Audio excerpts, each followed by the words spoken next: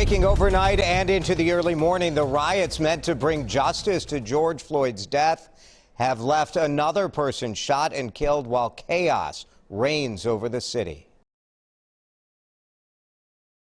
Now it has moved to what appears to be the front door, and other businesses surrounding the precinct also on fire.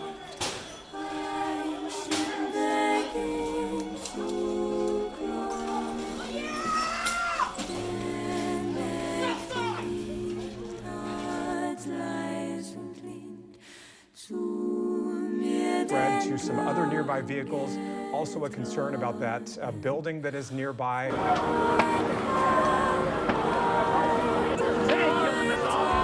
They can't kill us all!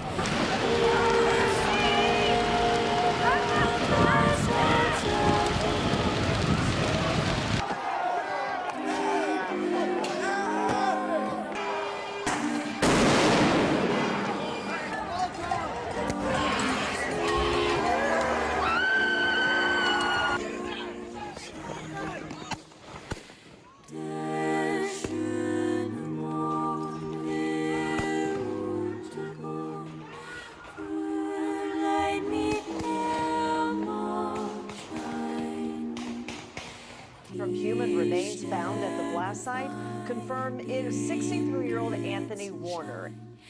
This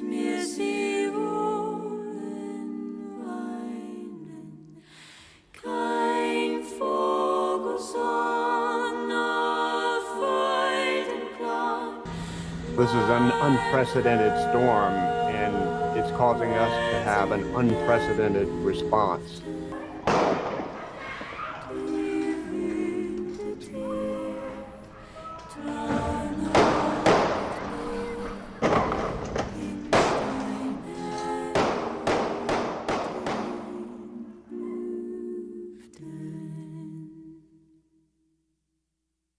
The default state of the world is not peace and order, but chaos, conflict, and war. We in the West have been largely insulated from this in recent history, at least for most of us, and as a result, we become very accustomed to peaceful conditions. A decent, stable job, a relatively stable income, food on the table, clean water from the faucet, and normal relations with those around you. In short, there's order. The problem? Peace and order is always temporary. We have short memories and forget easily. Not 5 years ago, a quote-unquote novel virus leaked from a Chinese lab and led to widespread lockdowns across the United States and across the world in general. It seems oh so long ago, but once upon a time you had to turn on your TV every day to see what your governor was going to say. How many people you could have in your home, if you could go outside, if your job was considered quote-unquote necessary, whether or not you could go to church to worship, or whether or not you could go to your mother's own funeral. Some of us listened to these rules, others did not. Without getting too far into the weeds, many people complied with things they should not have complied with, even those who claim to be about a lot of action. Looking at your own reaction is worth serious introspection and helps keep you honest about how you might react in future conditions. There's a lot to learn just based off of your own actions and reactions during this time, but that is ultimately a topic for another day. To compound on the issue of the coof, a nice person was killed, quote unquote, really an overdose, by a certain police officer in a certain large city in the United States, in a certain Midwestern city, I should say, leading to national riots and civil unrest with international protests. Wars broke out in Europe and in the Middle East, wildfires, attacks on our electrical grid, water infrastructure, etc. All roughly around that 2020 time period. So, what is the point? The point is that the society we live in is fragile. It is a house of cards, built on a teeter-totter, and in 2020 we got a small glimpse into what the world really looks like. Because of this, you, as a responsible person, should be prepared as possible to handle yourself and those around you in times of chaos. This is generally what this series will be about.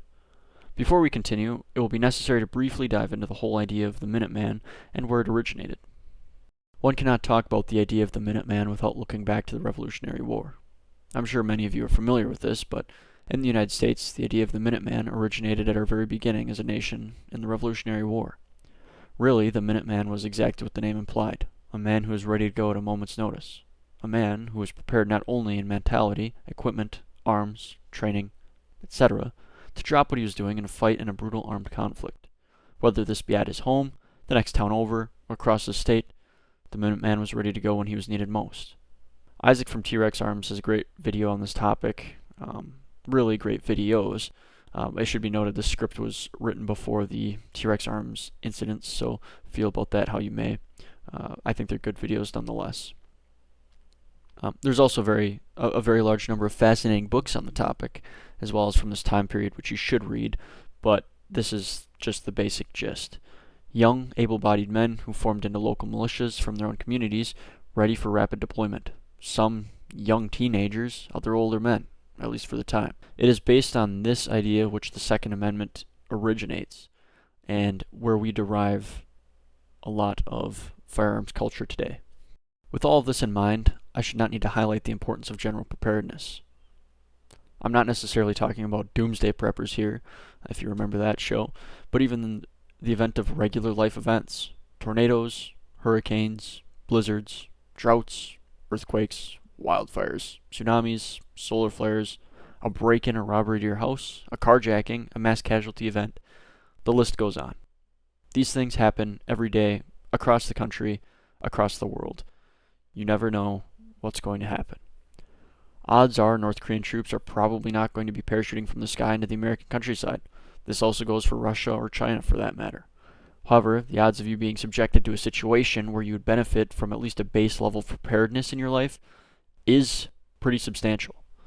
And with the ever-increasing political divide at home, there should be legitimate concerns about heightened civil conflict within our lifetimes as well. Just look at how bad things got in 2020 alone, and how tame 2020 really was in comparison to what other countries have faced recently. Ukraine, Russia, Gaza, Israel, Myanmar, any African or Middle Eastern nation, really. South America, Mexico, cartels, you name it. So what can we do about this? The obvious answer is to prepare. It doesn't have to be for one specific threat, and in fact, it really shouldn't be. You should prioritize your preparedness based off of what the most likely threat is that you'll be facing. The general rule for preparedness is generalize, then specialize. This will be a common theme throughout the series, and ultimately at the end of the day, again, you shouldn't be preparing for one specific thing because the odds of that one specific thing happening to you maybe aren't necessarily that high. Having a good baseline of general preparedness will equip you and your family to be more secure in the future, which is ultimately what this is all about. This series will be a relatively comprehensive guide in rough order of importance. Again, what is most important to you will depend on your anticipated threats. It will also be assuming that you've already been preparing with food, water, filtration, basic tools, and other similar basic preps along the way. I'm not going to be covering everything. This is not a guide for everything. This is a rough comprehensive guide on some things that you should be considering, along with basic stuff that you can be getting every day. I will be covering everything as boring as boots to communications equipment, medical equipment, everyday carry, rifles, body armor, and in later series videos, potentially tactics and such as well. I cannot talk about everything, and you should absolutely not stop at what is mentioned above. Preparedness is something that doesn't stop. It is constant. Furthermore, preparedness is not just something you can buy. You can have infinite money and buy pretty much everything you could need, but that doesn't mean you're going to have the know-how to use the equipment and utilize it to its fullest or maybe even at all. The best preps you can do are preps that further your knowledge and practical skill sets. I'm not talking about web design here. I'm talking about how to build a fire, vehicle recovery, how to properly cut wood, knowing the roads in your local area, community building, and just looking to learn in general. On the same note, that is not something that you can do alone. The lone wolf fantasy is just that, a fantasy. If you attempt to do this stuff on your own, you're massively handicapping yourself because you only have the resources and reach of one man, and you will not be able to effectively survive. Humans are social creatures. We require social interaction, and you will always be stronger with a tribe than on your own. On that same note, bugging out is not realistic in 95% of scenarios. Think about it. When are you going to be wanting to leave your house, your family, your friends, and your network behind, realistically speaking, and just walk out into the woods, into the hills. Realistically, how long do you expect to survive out there doing that? It's fantasy at the end of the day.